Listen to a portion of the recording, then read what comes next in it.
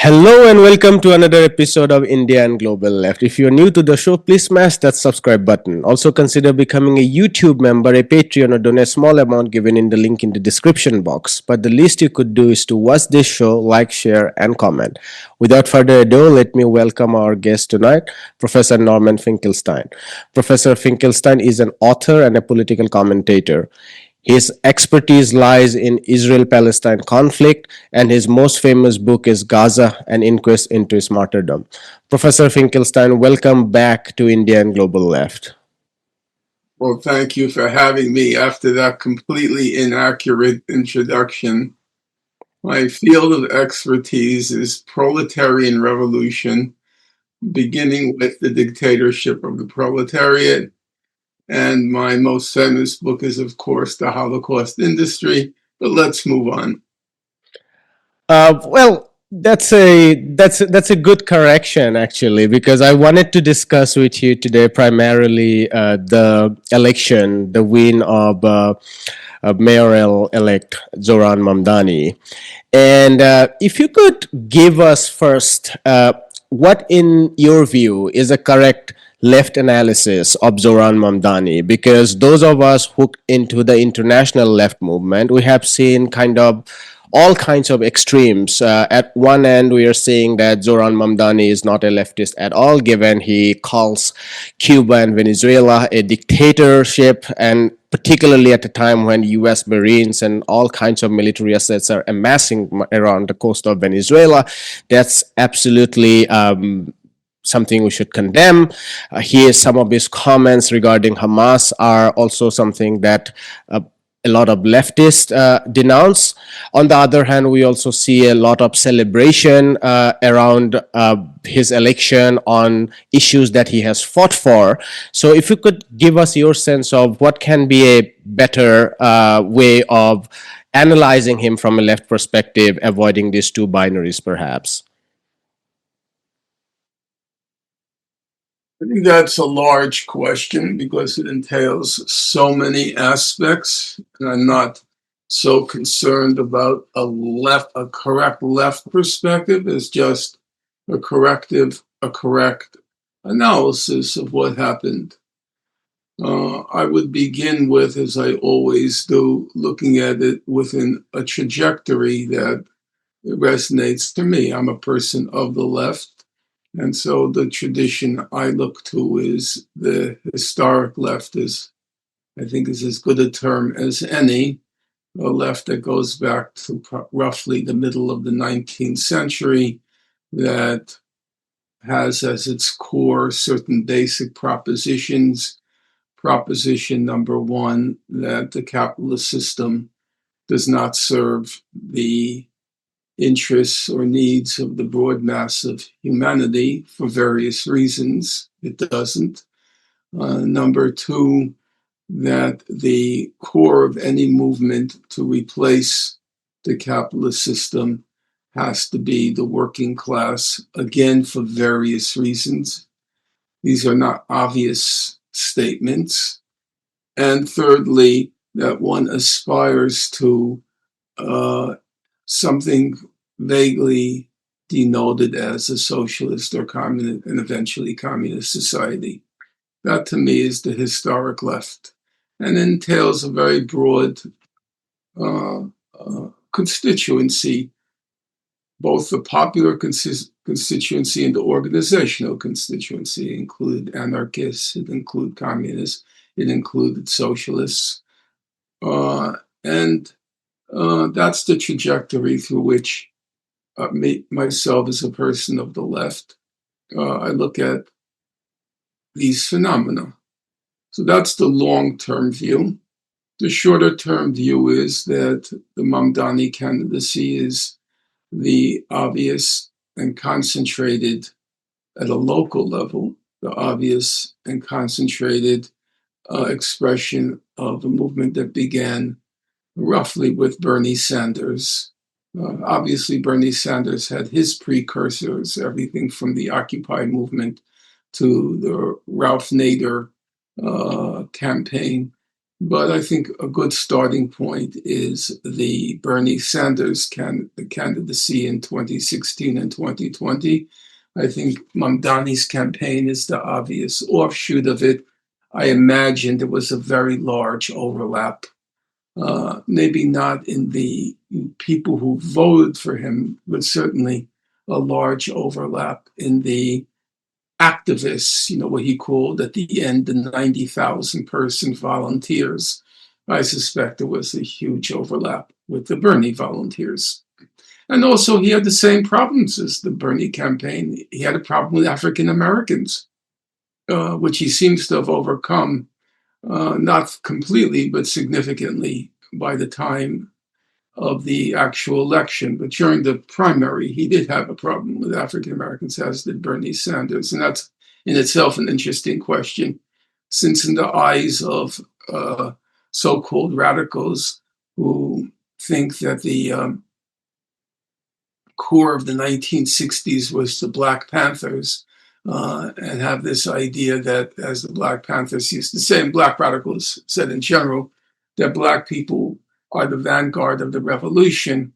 Well, the obvious fact is that's not true. In the Bernie Sanders campaign, which is as radical a one as you can get, African Americans did not support him, and Mamdani had a tough time until he had to even reach out, which was kind of embarrassing, to complete charlatans like Al Sharpton, the rent, the rent, uh, rent a black person, Mr. Sharpton. Uh, he had to reach out to him he thought, in order to get the black vote. I don't even think he needed to reach out because nobody takes Al Sharpton seriously except MSNBC. Uh, so within that framework, the broad tradition of the left, what I call, for lack of a better term, the historic left, and then within the narrow framework of the Bernie Sanders campaign, or the more immediate framework of the Bernie Sanders campaign, where do we situate the Mamdani candidacy? I would say it was spectacularly successful in such a short period of time. I mean, it was the blink of an eye between when somebody mentioned to me from the DSA, what do you think of Zohran Mamdani? I had not a clue who he was, to becoming a very viable candidate for whom I went out and canvassed along with thousands, tens of thousands of others. So it was an incredible, maybe that's owing to the social media and the fact that you can get a message out very quickly, but it had to have to do with organizing. Exactly how it was organized so successfully, I can't say, but it was remarkably successful. But that's also due to the fact that there's a constituency out there. There's a large number of young people for whom they have no future. There's nothing out there. You would be quite surprised if you walk the streets of New York, as I do. You'd be quite surprised how many people you meet have no job. I would say the majority of people I meet have no job. I meet people this week who are out of work for 1 year, out of work for 3 years. You would be very surprised. There is a large number of people. I don't know if they're counted. I don't know how the labor market is calculated anymore, but those who are, what's the expression I remember from a young man when I studied these questions, if you had dropped out of if you stopped looking for work, you were no longer considered part of the active uh, uh, seekers of employment, therefore you weren't counted as unemployed. There were a lot of people who dropped out.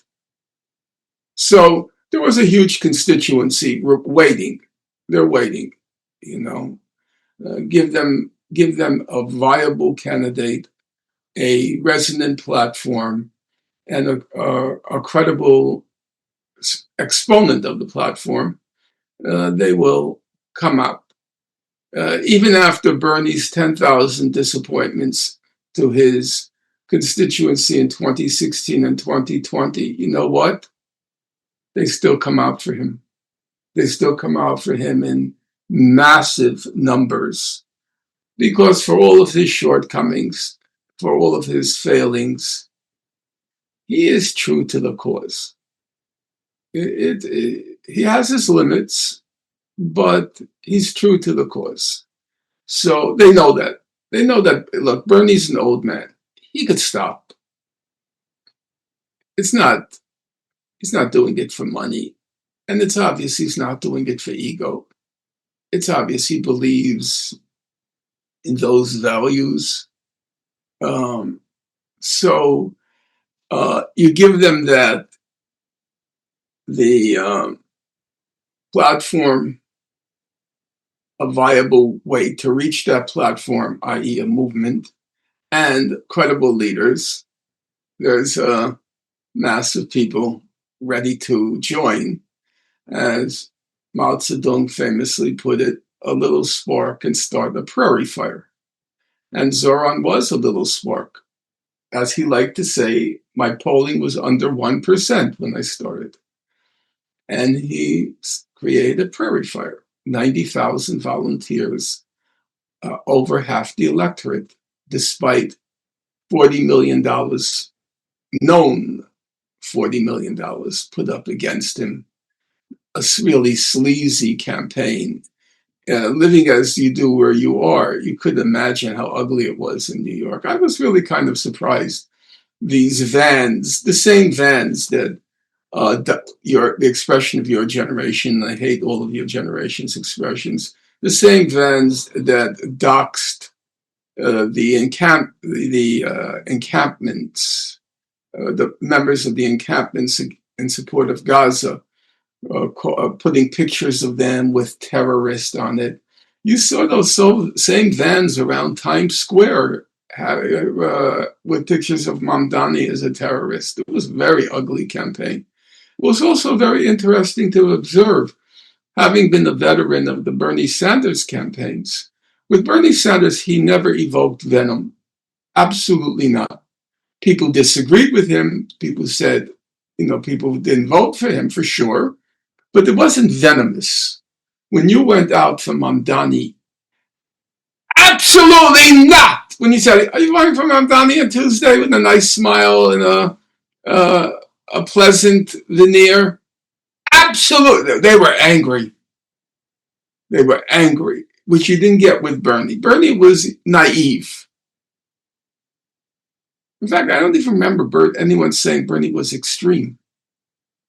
Well, yeah, they may use the thing that he was a socialist, but he was able to pretty much discard that by saying, I believe in Scandinavian socialism. So the worst thing people would say is, well, the United States is not Norway. That was the kind of response. Some people panicked. The Fox News host comparing the Bernie primary as Nuremberg. When you were canvassing, you did not get a venomous response. You got a very venomous response with Mamdani. Very venomous. And does it have to do with his identity associated with the Palestinian movement or his Muslimhood? I think it's probably both. I think it's the Muslim aspect, the Palestinian aspect, and the fact that this one's a little harder because we have had David Dinkins as a mayor who was African American. We had Eric Adams who was African American. Nobody much cared about Eric Adams who was African American. Wasn't even an issue. It really wasn't. Nobody even paid attention. He's like now a typical face in the ruling elite, just a black non-entity like Hakeem Jeffries, who he don't give a darn if he's black. Just has no resonance whatsoever. If you don't like Apak Shakur, namely Hakeem Jeffries, nobody says it's because he's black. And if you don't like Eric Adams, nobody says it's because he's black, because he's corrupt, but not because he's black. But so with Mamdani, it was a combination of the demonization of his being Muslim and that demonization overflowed to the Gaza issue. I think there was just a genuine concern among the haves. The haves are about 20% of New York. The haves, among the haves, that the baton was being passed to a radical. So, and they don't want to wait. They don't want to shake up the both. So, I think those were the factors. As to the remainder, as a person of the historic left, and here I would not include Bernie Sanders and this particular aspect, the campaigns are too leader oriented as to what will he do, what will he say, as against it being a party, it being an organization which has a platform, which the leaders held accountable to. It's way too individualized for it to be an authentic left movement. An authentic left movement has organization, it has institutions, and leaders are held accountable or are expected to be held accountable. There is none of that really. In that way, Mamdani resembles the Bernie Sanders campaign. You have these every 4 years of the electoral cycle, Bernie brings out his masses of people, talks about a revolution, which is good for sure. But then once the election is over, the organization vanishes. It becomes atomized again. That's not a left movement. A left movement has deeply entrenched institutions in every aspect of civil society, every aspect. There are the trade unions, there are the women's organizations, and then each of the organizations, they have summer camps, they have night schools. I mean, there was a hugely ramified system of power that was constructed over time by the historic left. They were, in terms of the labor institutions, the unions, they were very powerful. Your generation has no concept of what these institutions look like. They were, they invoked genuine fear. The United Steelworkers, the United Auto Workers, the United Mine Workers, they were very formidable institutions. They were the base of the Democratic Party. None of that exists. Hold on for 1 second.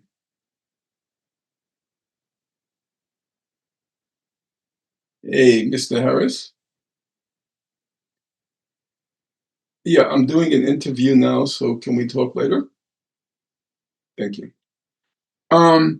So that's not there, and that's a very big problem.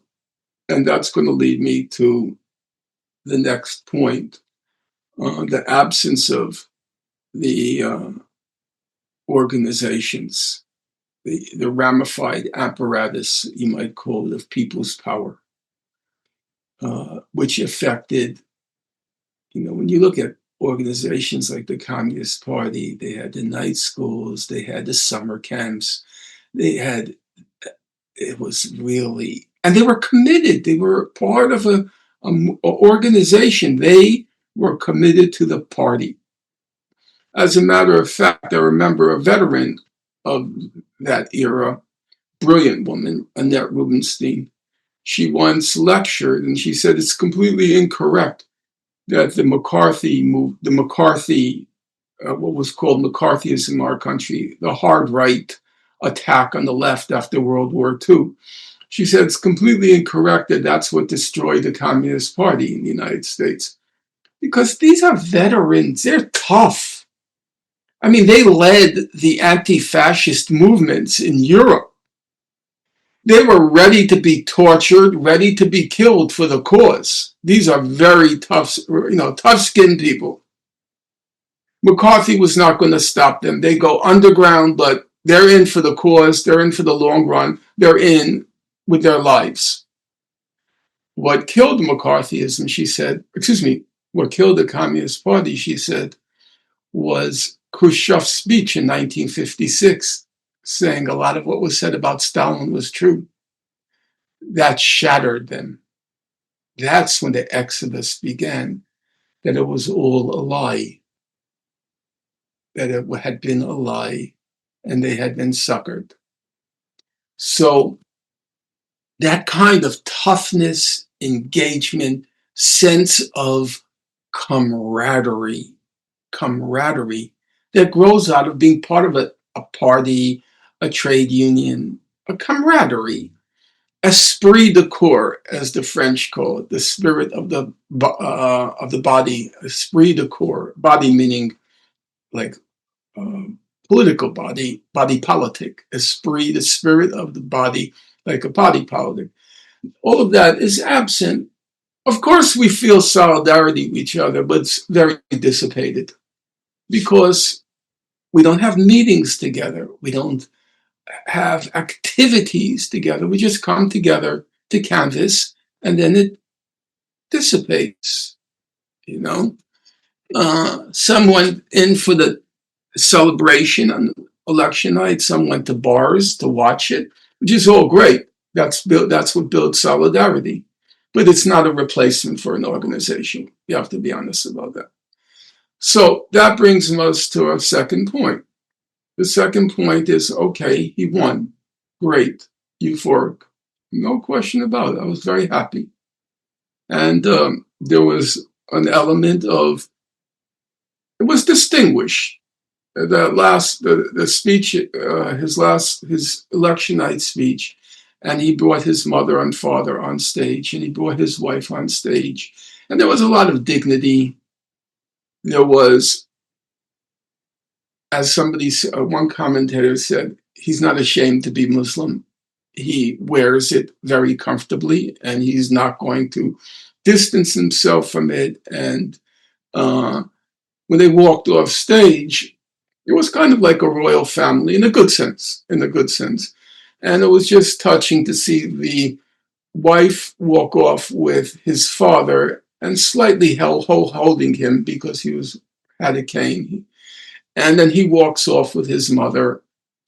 And there was just that feeling of love and dignity and a new generation.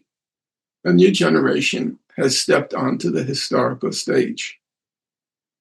So, having said that, where do we stand? Where we stand is, it's perfectly obvious to anybody with 2 eyes and 2 ears that the moneyed classes will destroy him. Will cut his neck, stab him in the back, stab him in the heart. That's not an exaggeration. That's not hyperbole.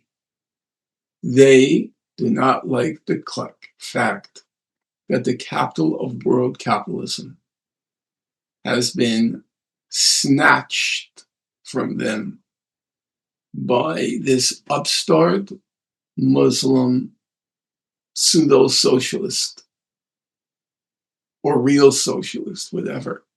They do not like that. That's not how democracy is supposed to function. No, that's exactly how they feel. Democracies, we choose the candidates and you get to vote for them. That's how democracy is. We choose who will be the candidates, and then you can choose who among those we chose will win. But we choose. There is not even a pretense that there's anything wrong with that. There isn't. They think they are the Platonic philosopher kings. And as Plato puts it, the masses acknowledge their wisdom and therefore acquiesce in their decisions. That's how Plato conceived the division of labor. There are the philosopher kings who make the most just decisions, and the role of the non-philosopher kings is simply to acknowledge their genius and acquiesce in their decisions. That's, for Plato, the right division of labor. And that's these people. Bill Ackman cannot conceive how anyone cannot see his genius. He attended Harvard. He writes tweets that are 10 pages long. He's so obviously a genius. And if you don't see it, it's because you are so benighted as not to see their genius. See, in Plato's Republic, the average person sees, obviously, these people should lead. So it's a failing on the part of the masses. They are so stupid, so benighted, that they can't see that it's the Ackmans, the Bloombergs, the Barry Sternlichs, that they are the ones who are supposed to be in charge. It's a failing on their part. They don't understand their role in the grand scheme of things. So they are now furious. Bloomberg put in $8.5 million. You know, when Bloomberg ran the third time for mayor, I didn't even know who he was running against. I did not. And the person he was running against got like 48% of the vote because everybody hated Bloomberg. I didn't even know who he was. You know, Bloomberg spent per vote in the third election for New York City mayor, he spent $900 per person. Yes. And he gave Andrew Cuomo, he gave him $8.5 million. That's not small. Well, for him, it's small change, but for most people, it's not. Ackman gave Cuomo $1.75 million.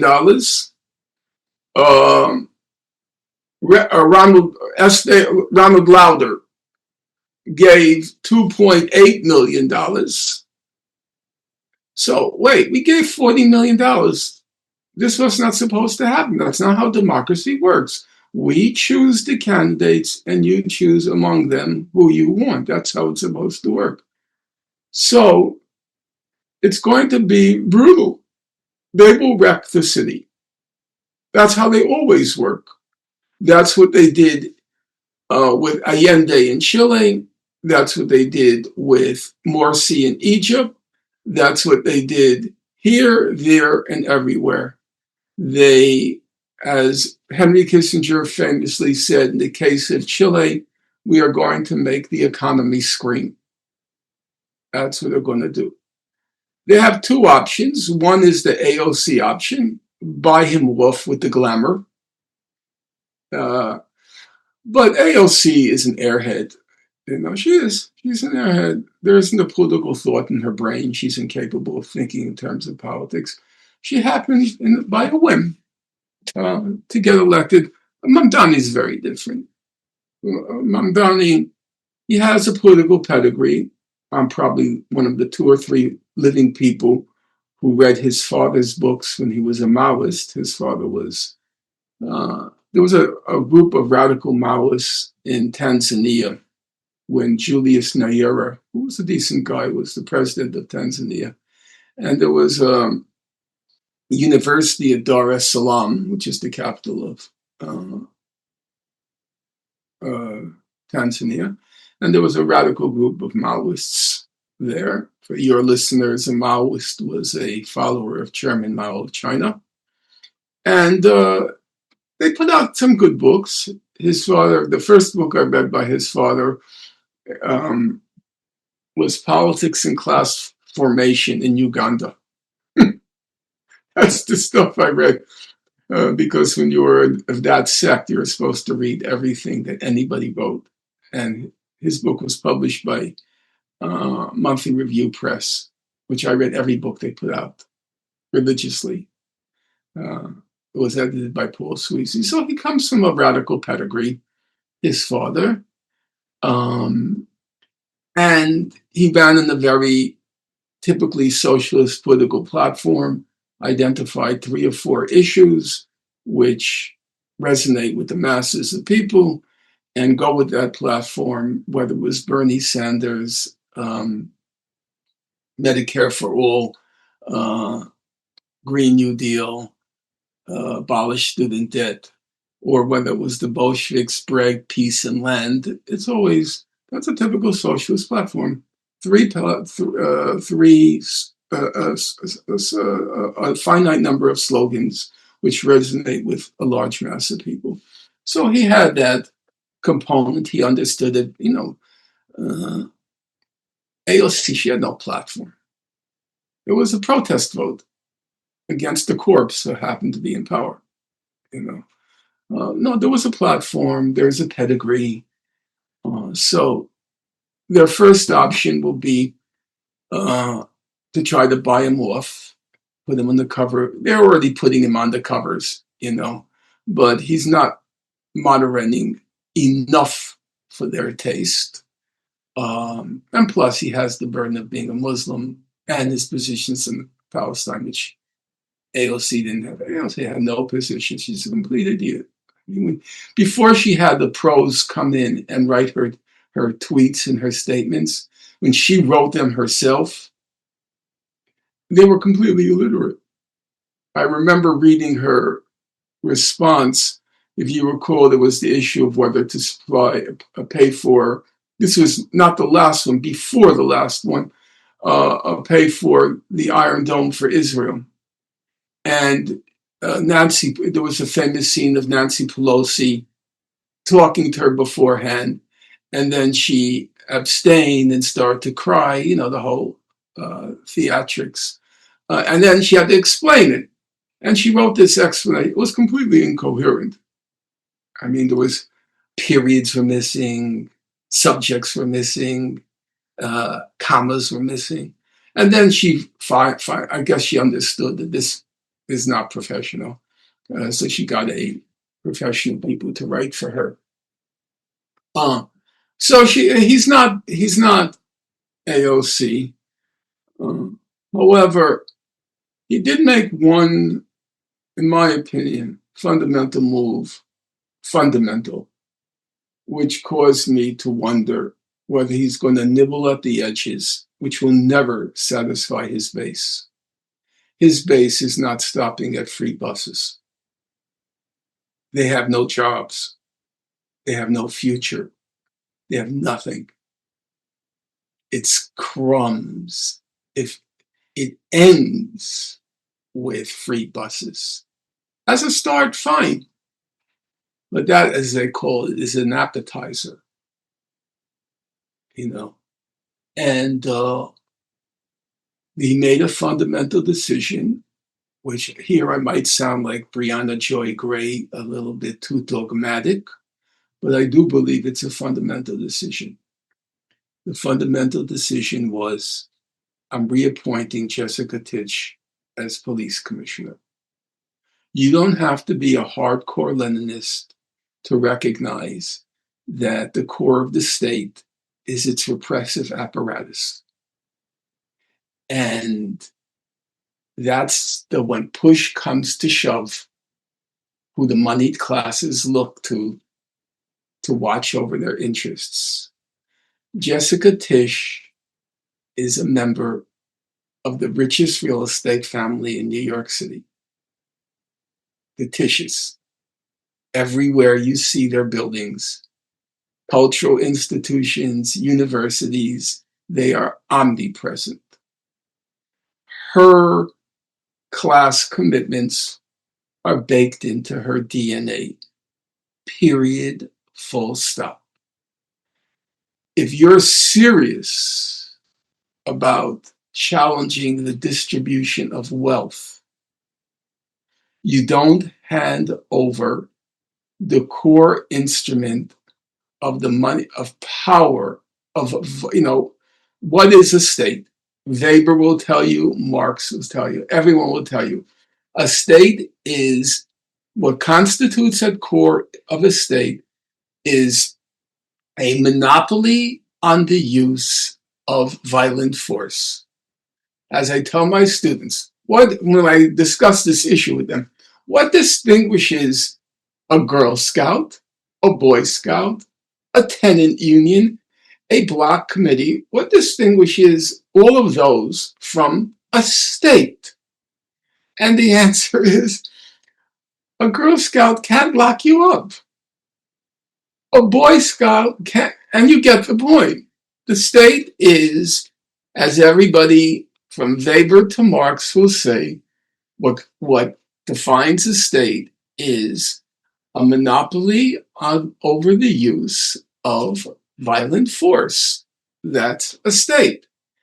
And the core of the state is the police or the army, depending on which level you're looking at. And that was a test for them. That was a litmus test. You saw it in all the mainstream periodicals and media. Will he reappoint Jessica Tisch? They didn't care who he appointed as education secretary. They didn't care who he appointed head of human resources, the police. And he handed it over. And that tells me either he's naive, and that's why I asked you, for the sake of your listeners, to read the article by my wonderful mentor and comrade, Paul Sweezy, on Chile. He said one of the major errors of the Allende regime, Salvador Allende being a socialist, very decent guy, who was elected into power in Chile in 1970, overthrown in 1973, Allende famously, with the machine gun at Moncada Palace, he will die with the revolution, But Sweezy said, some people really believed the army was neutral. They thought the army would stay neutral. Others just were afraid of taking on the army. But Sweezy, who was a seasoned Marxist and analyst and also knew the players in Popular Unity, Unidad Popular Unity Coalition, he knew them. And he said, he quoted Lenin. You cannot take over that state. Now, Lenin uses very violent language. You have to smash the state. You have to destroy. Sweezy gave it a more temperate tone. You have to reorganize it and whatever. Sweezy meaning Paul Sweezy, who wrote the article he wrote a little book, but the last chapter, the defeat in September 11th, 1973, I remember it. I remember it very well.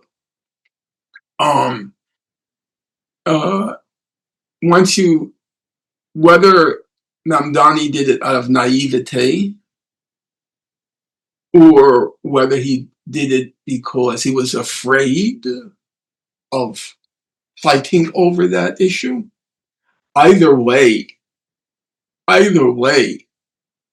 it was a very telling decision, and one which the ruling elites, the money classes, watched very closely.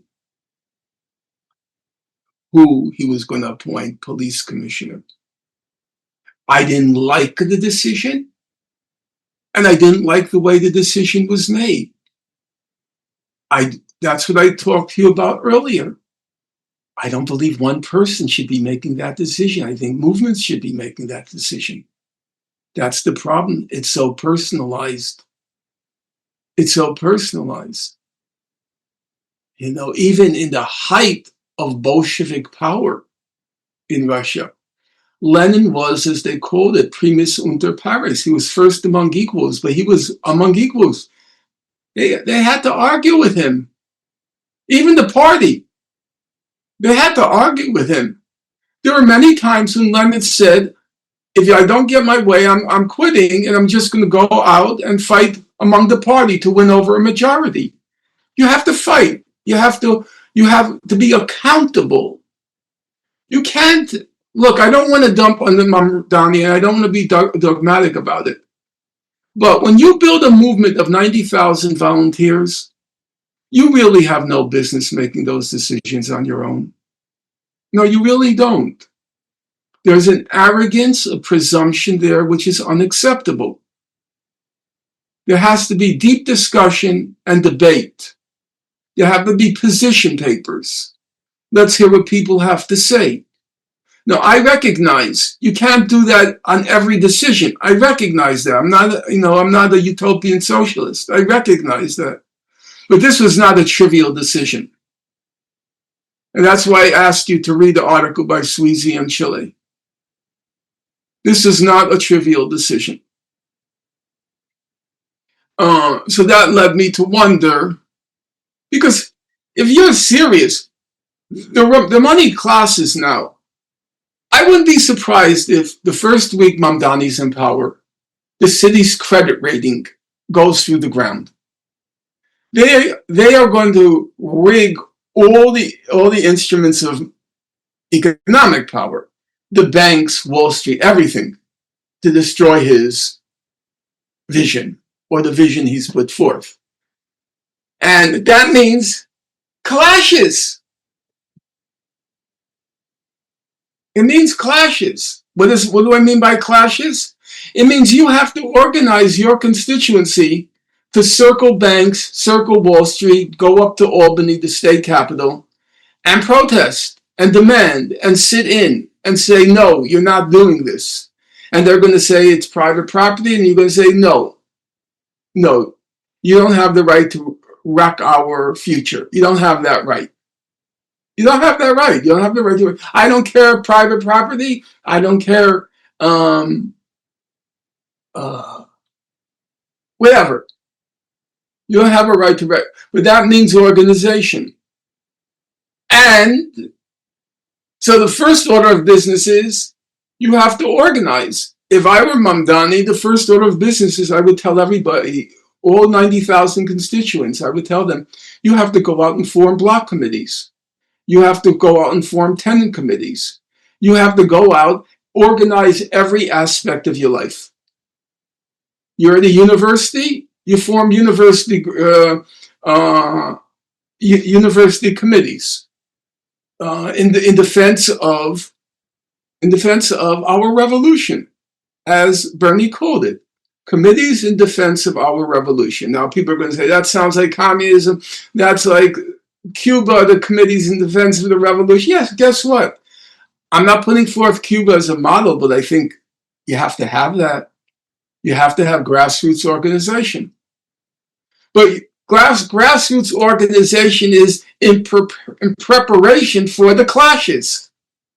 Now, when the clashes begin, which if they don't begin, then it's not really a radical change. It's just free bus fare, you know? And when the clashes begin, what side is Jessica Tisch going to be on? Are you for real? Now, come on. What side is she going to be on? The biggest real estate developer in New York City, in the capital of world capitalism. Which side is she going to be on? And why did you do that? You want to placate them? You can't placate them. You have to be part of them. You have to be Eric Adams, who was a complete dumbcoff idiot, but he did everything the Upper East Side told him to do.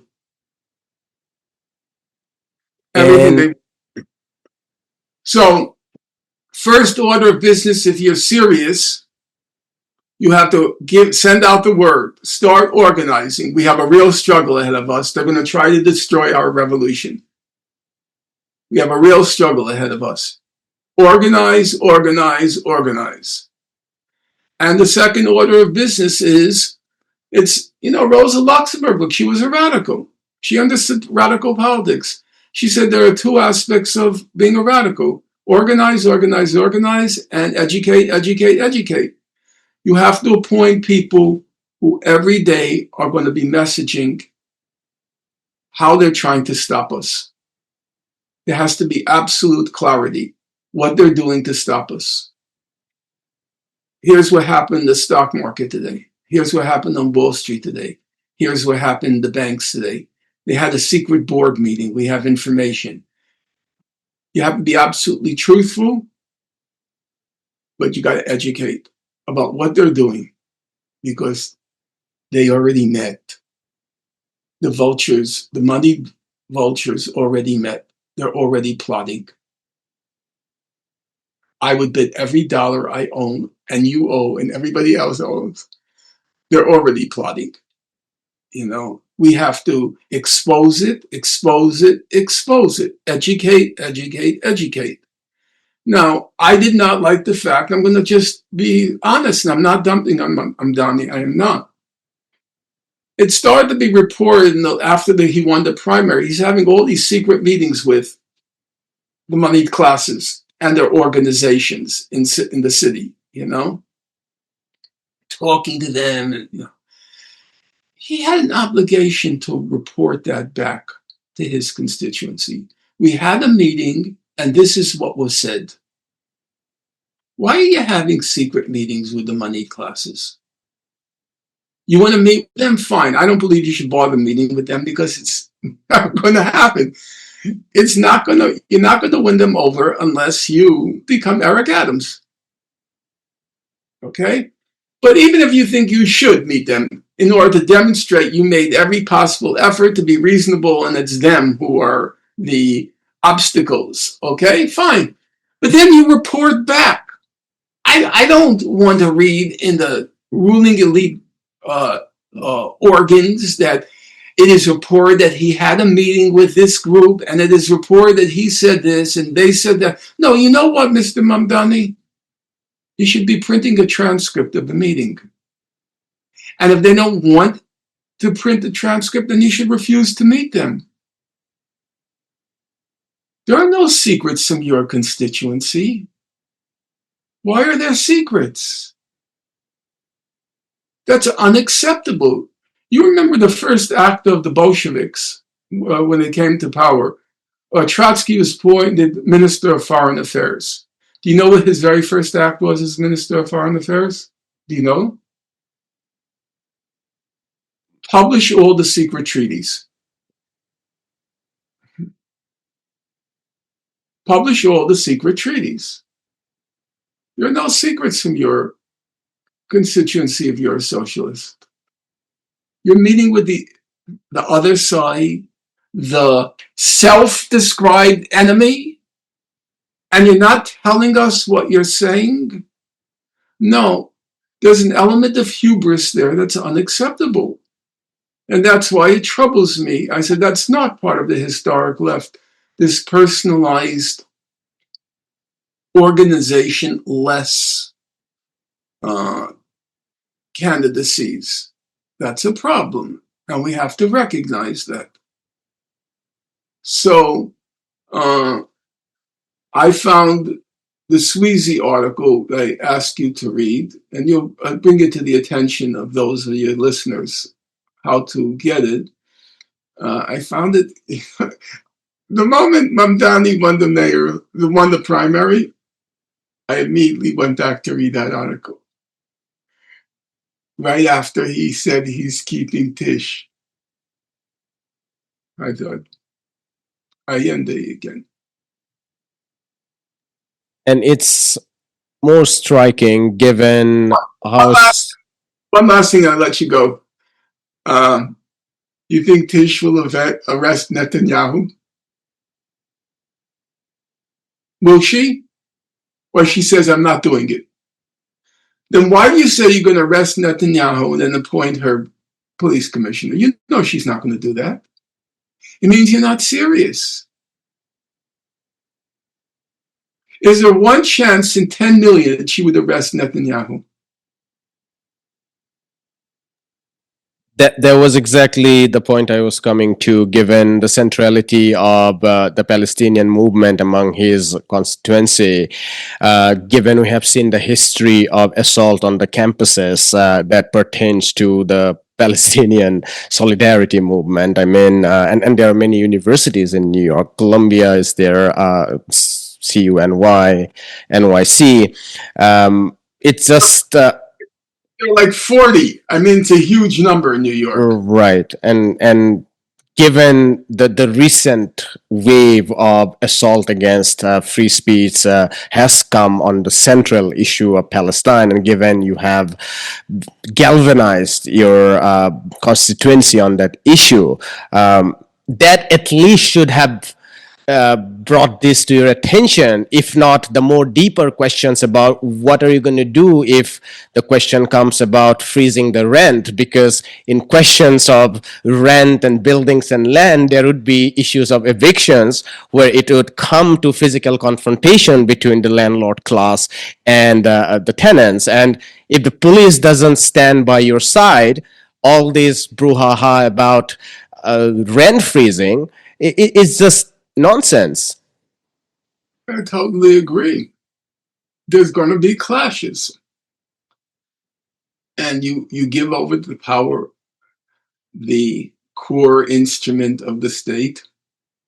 In the last analysis, I mean, if you people like Gramsci will say, and there's all sorts of things the state does to try to create consensus. Yes, it's true.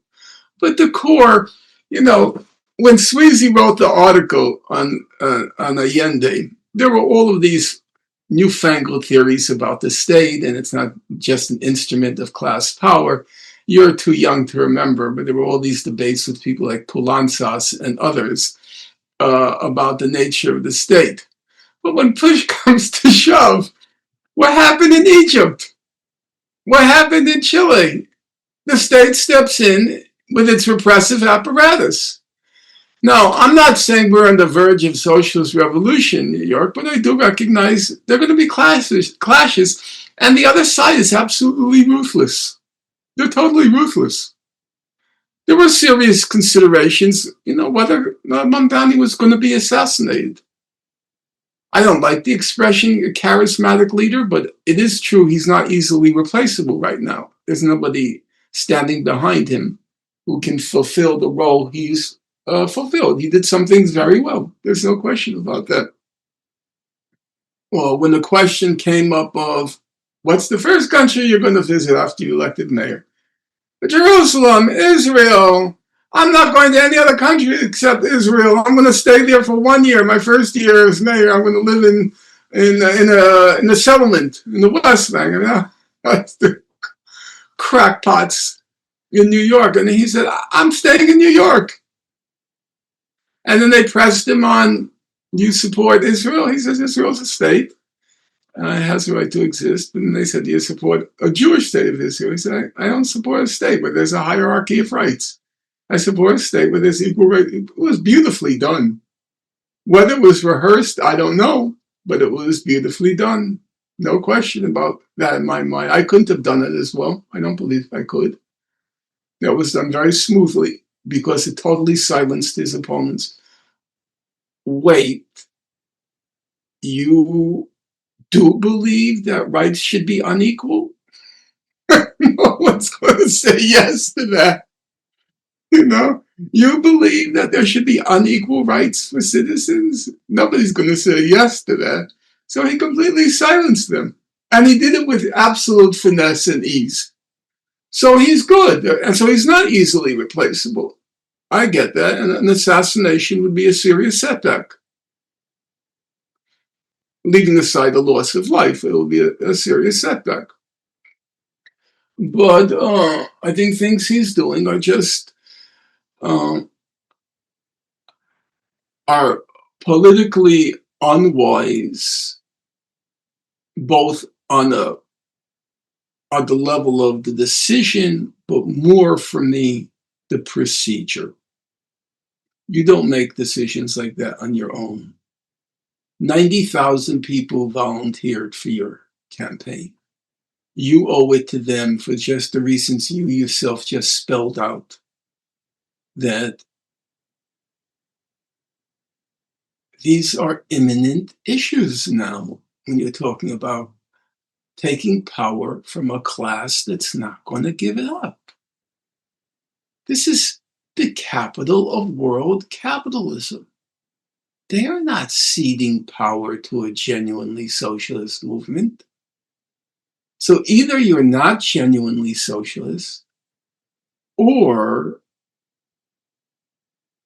you're very naive. And neither of those bode very well for the future. We don't have a lot of time, but I wanted to ask you if you could tell a little bit more about what do you think can be some of the ways and means forward in terms of organizing, given, as you have said rightly, that this whole recent history of progressive radical movements in the United States, at least since the Occupy Wall Streets, we've seen organization in many ways. It's not complete absence of organizations, but they are very discreet. They are not coordinated. In very simple leftist terms, you don't have the centralized organizing party. And that brings to our mind the question of his relationship with the Democratic Party. So if you could comment on that. And also a side question building on what you said, and it's related to this, is if you could spell out more about what you meant by his muted connection, or I'm paraphrasing the phrase, with the African American community, given the police question is also very critical to the carceral justice movement that is going on in the United States, and that disproportionately affects the African American community. I'm also not sure about what you exactly meant when you said that the Sanders movement, and not having Bernie Sanders exactly in mind, but the whole Sanders movement you said was not connected with the African American community, because Cornel West and Kimberly Crenshaw, Gerald Horne, Breonna John Gray, they all supported Sanders. So if you could spell out that as well, I think that would be helpful. For reasons of time, I'm just going to focus on the last question. He lost in South Carolina.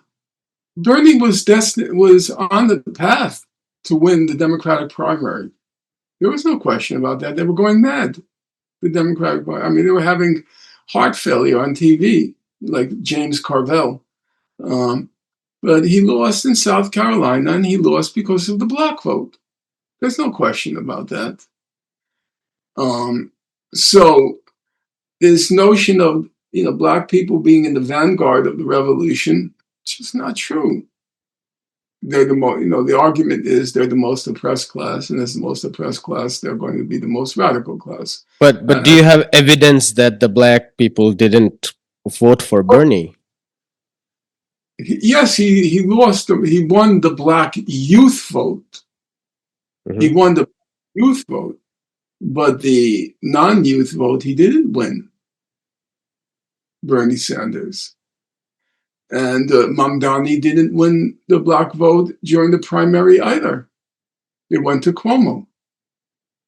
That's why Mamdani, in a kind of kiss of death, he started to go to Reverend Al Sharpton, thinking that was his route to the black community.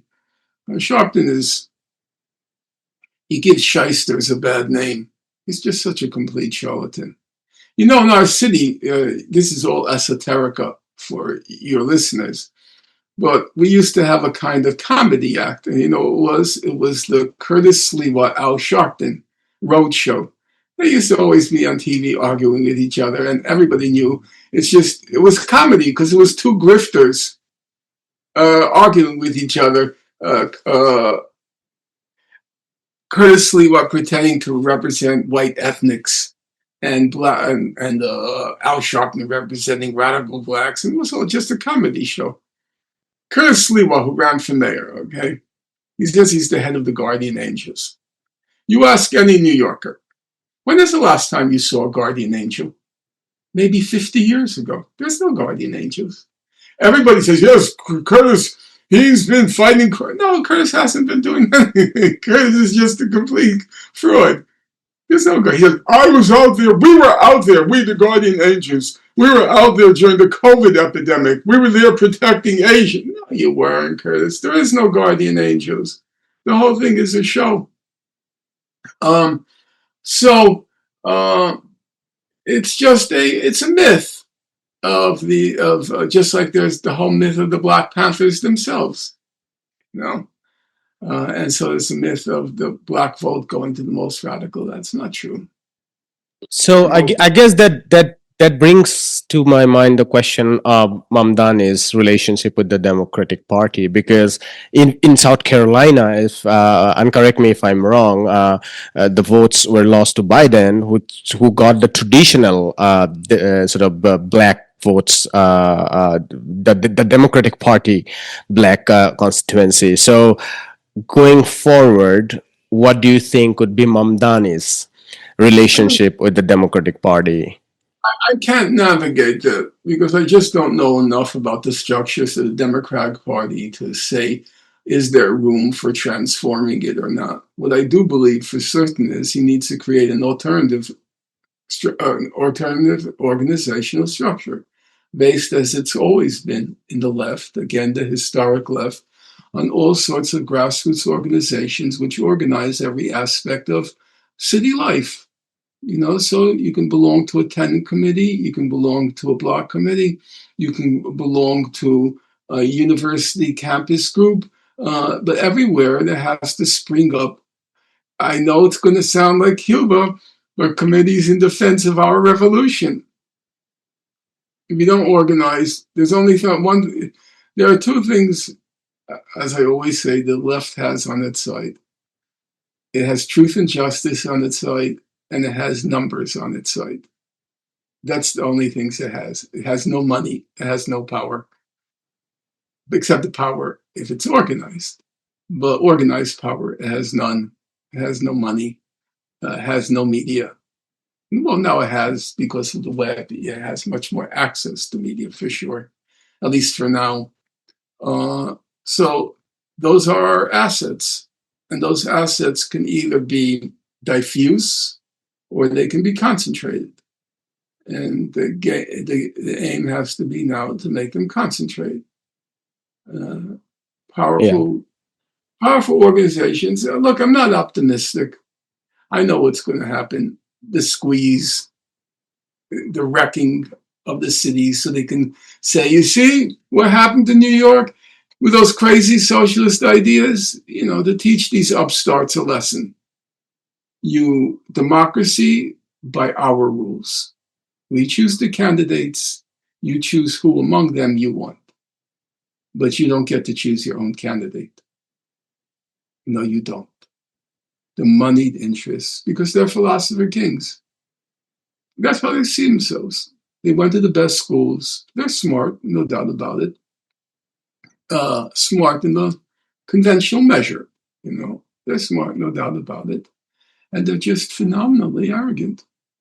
You know, for Bill Ackman, of course I should be the one choosing who's the president of Harvard. I mean, can there be any quarrel about that? That I decide?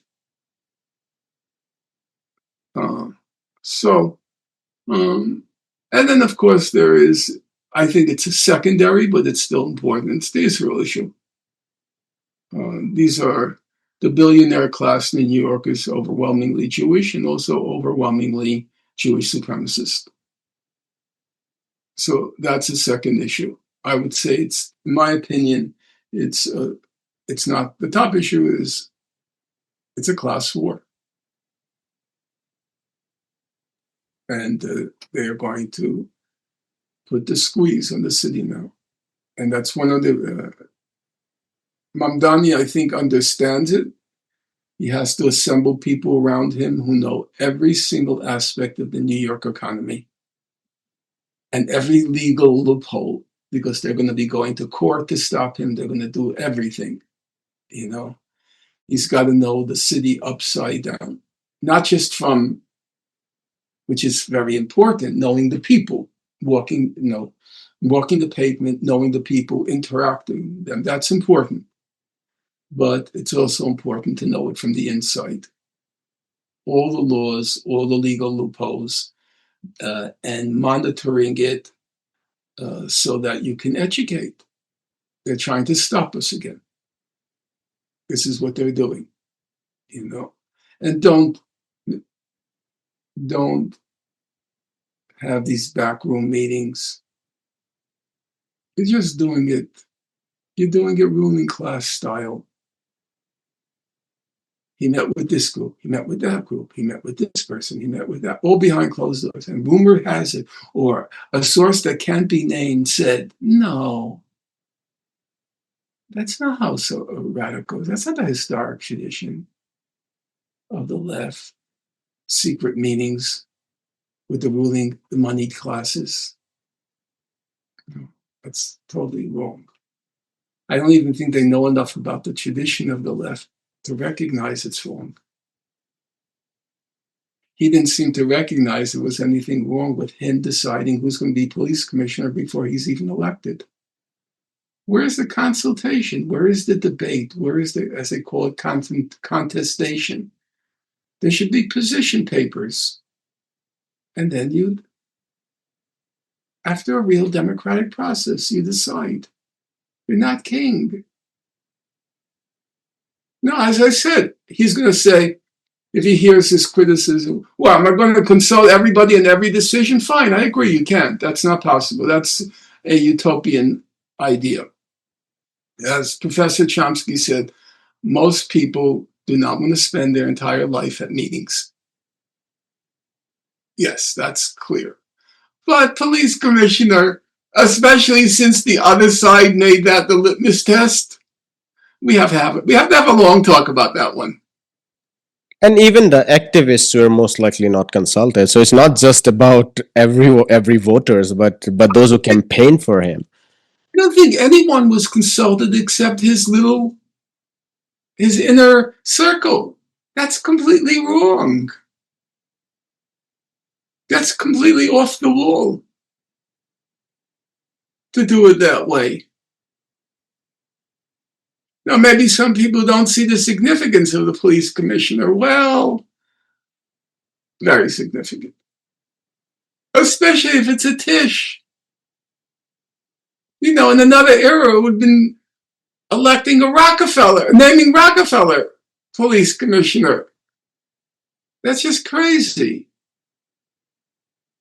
Now you say, well, that's unfair. She's a woman and she shouldn't be held responsible for her family.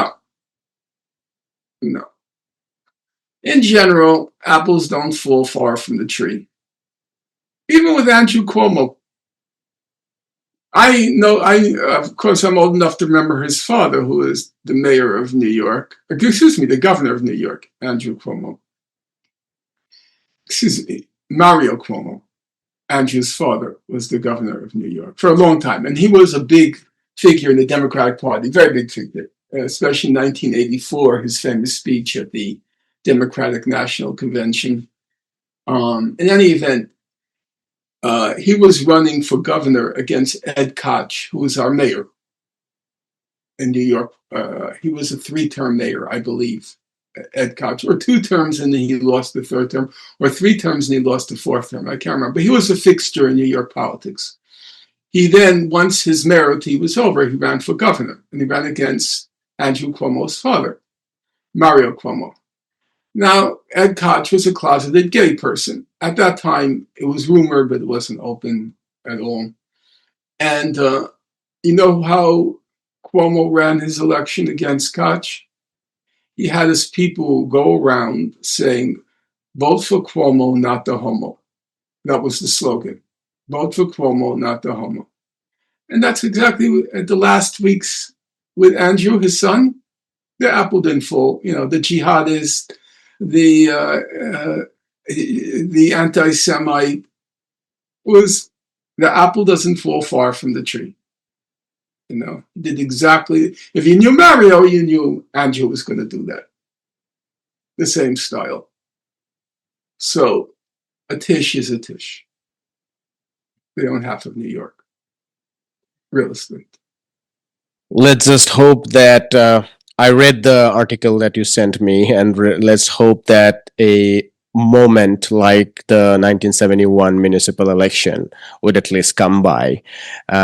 Like you, I am pessimistic if Zohran Mamdani would be able to strike back at that most important moment. Maybe he wouldn't, but at least if he goes ahead with some of the things that he has promised, freezing prices, freezing rent, raising some minimum wages, probably some of his base would expand. That would create a moment, as Suzy said, to move towards a more radical direction. I don't think Mamdani has the option that Allende Salvador had, because he was dealing with a country. These discussions were mostly related to seizing the military. Mamdani is up against much bigger opposition, because he's just a mayor of a tiny city within the imperium core. But the struggle should go on, and I think the left shouldn't be fatalistic. And that's where I'd like to end. Your closing comment, Norman. Not fatalistic. Not fatalistic. You know, Rosa Luxemburg famously said that solutions to problems, history has a way of providing solutions to problems as they arise. She called it a trick of history or something, that it provides solutions to problems as they arise. I believe there are solutions possible. I just hope he chooses the right path. I have to also say, it was 50-50. It wasn't an overwhelming mandate. It was very polarized, and it was a genuine reflection. It was a referendum. It wasn't like a handful of people voting. It was a large number of people voting. And 50-50 is 50-50. Now, Allende originally had like 36%, and then he moved up with the municipal elections in 71. But 50-50 means it is a civil war. It isn't the overwhelming majority that Marx's vision originally. The working class represents 90% of society, and it's just 10%. He does have to reach out more. He does. But the question is always the same. Reach out how? By placating the ruling class, or by putting forth a program that will embrace the have-nots. So that is a challenge for Mamdani. I don't know. I can't predict what will happen. But okay, let's just say wait and see. I think he's honest. I think he wants real change. And I think he's a young man who recognizes his skull is in the crosshairs in a literal sense. Not just, there's a good chance he'll get assassinated, and he's willing to risk that. So there's a kind of raw physical courage there.